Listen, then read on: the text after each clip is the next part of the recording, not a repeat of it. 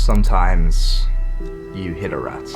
No matter how many songs you listen to or videos you end up watching, you just can't find inspiration to create.